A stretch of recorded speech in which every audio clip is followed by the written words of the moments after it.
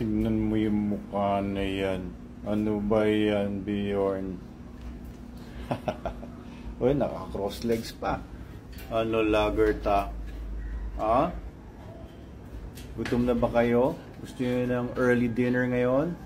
Oo, para makatulog naman ako ng maaga-aga.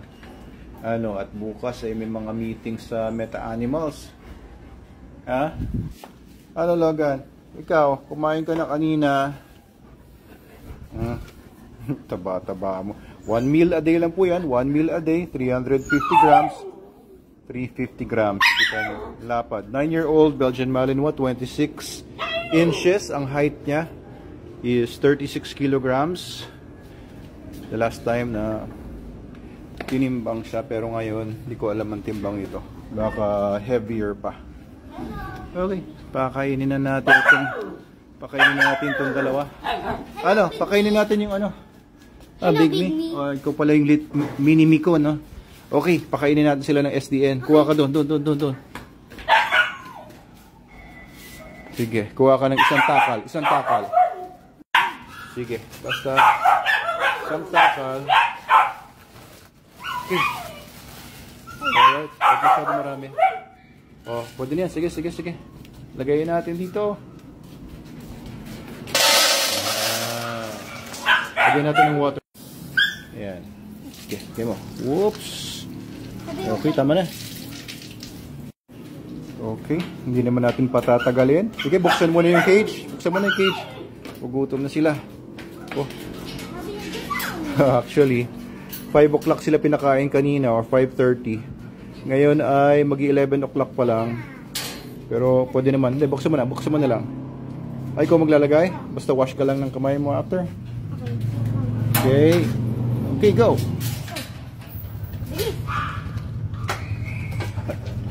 Ayun, oh. Bumababa yung tenga ni Bjorn kanina, nakita ko. Mukhang marami kasing nanonood dito eh. Kaka-upload ko lang kanina ng video ng afternoon feeding. Ang dami nanood, kaya siguro so, videoin ko ulit, sabi ko nga. At maraming natutuwa dito sa dalawang bulinggit natin, si Bjorn at si Lagertha. Good boy, good girl, good boy Bjorn. Oh yeah, good boy. Okay, dapat masanay sila na hinahawak-hawakan sila habang kumakain para hindi sila mag-food guarding eventually. Kasi may mga dogs na nangangagat pagka pinapakialaman sila pag kumakain. Yun yung mga hindi sanay. Feeling nila aagawan sila ng mismong owner nila. Dapat ito, alam nila, hindi naman sila agawan. Very good. Okay, oh, sarap po. Sumabaw-sabaw yung SDN nila. SDN 42. Ano yun sila? SDN 42S. The best dog food in the... Ano? Nalo? Multiverse. Ayun, ubos na. Sige. Dilaan niyo pa. Okay. Ayun, dila-dilaan pa ni Lagertha. Mamaya magdidilaan pa ng mga muka kasi titikman nila sa mukha nung isang kasama niya yung SDN. Pogi nila. Pogi talaga nito si Bjorn. Nung nakababa yung tenga ni Bjorn, okay lang siya. Pero ngayon, talagang poging-pogi pag nakatayo yung tenga. For me, no? Personal preference ko, nakatayo yung tenga. Kasi yung natural. And pag nakatayo yung tenga, mas naririnig nila yung mga nasa paligid nila. Mas mataas yung pandinig. Kasi napofocus nila yung cusps ng mga ears nila sa direksyon kung saan nila gustong mag-investigate.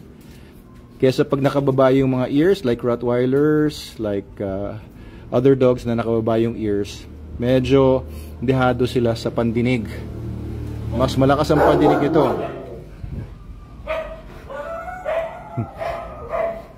Mas dehado sa pandinig yung mga nakababa yung tenga.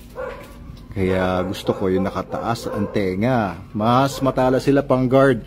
Alam niyo ba yung mga dogs, they can hear frequencies na sobrang tinis, sobrang taas na mga frequencies Kaya may mga naririnig sila na hindi natin naririnig. Kaya minsan, no, hindi natin alam, bigla na lang silang kumakahol, bigla na lang silang na-alerto. Wala naman tayong nakikita o naririnig, pero sila naririnig nila. Sometimes pagka dumadating yung sasakyan natin, di ba, nagiging routine yon, alam nila yung tunog ng makina natin from a distance, ano na kagad, nag-aalerto na itong mga to. Alam nila, ng mga dogs, na parating ka na kahit na wala ka pa. So, yun ay maaaring dahil sa kanilang sobrang talas ng pandinig. They can hear sounds 4 times ng distance ng naririnig natin. Mas malayo yung mga sounds na naririnig nila. And it is also, you know, we can attribute that doon sa shape ng ears nila kapag nakatayo yung tenga. And also, ayan, pati yung pang-amoy nila. Alam nyo, I'll tell you a secret, no? Well, hindi naman siguro secret. Kaya nandito yung pwesto ng mga cages ko kasi yung mga cages na ito, sarado ko muna, no? Na-explain ako sa inyong konti. Para sa inyong kaalaman din, kapag kami mga guard dogs kayo, no, yung dyan ang sleeping quarters nila. Ito kasi sa loob, sa aming bahay, no? So malawak naman dito sa areas dito. Andito kasi yung yung downwind. Dito yung papunta yung hangin. Kita niyo, pansin niyo yung mga halaman. Galing dito yung hangin. So, kapag alam niyo sa canine security, ang turo is you position your dogs, you position your guard dogs, your protection dogs. No, and they get to learn this naman, no? Instincts nila yan. Ilagay niyo sila downwind para kung may intruder man kahit saan, maamoy nila sa area na ito. Kung merong pumapasok na intruder doon, for example, makicarry nung wind yung amoy ng intruder at maamoy nila, maalerto sila kahit nandito sila. Whereas, kung nakapwesto, halimbawa yung mga cages doon, nandun yung mga dogs ko, tapos na merong intruder dito, hindi nila maamoy yan kasi yung wind mula dito papunta doon. Okay, I hope you appreciate me sharing those secrets ng canine profession namin sa Manalo Canine. If you want your dogs trained by us, Manalo Canine, protection dogs, security dogs, detection dogs, drug dogs, narcotics dogs yun, drug dogs yun, explosive detection dogs, tracking dogs, so we can help you out. So yung mga ganung mga details, nilalagay namin yan sa consideration kapag kami ay nagko-consult or we are given work sa K9. Alright, so ayan, update lang for tonight sa ating mga super puppies, si Bjorn and si Lagertha, and of course si Logan and my mini-me, si Adamski. Oh, ayan. O sige, panik ka na doon. Sabi ni Mami, naligo ko na daw, tapos nagdumi ka na naman dyan, maamoy. Pag-wash ka with Super Doc soap, okay? Shh. Hey Logan, leave it. Leave it. Sige na, panik ka na doon. Huwag ka tumakbo kasi matitrigger pa yung prey drive niya. Hahabulin ka pa. Sige na.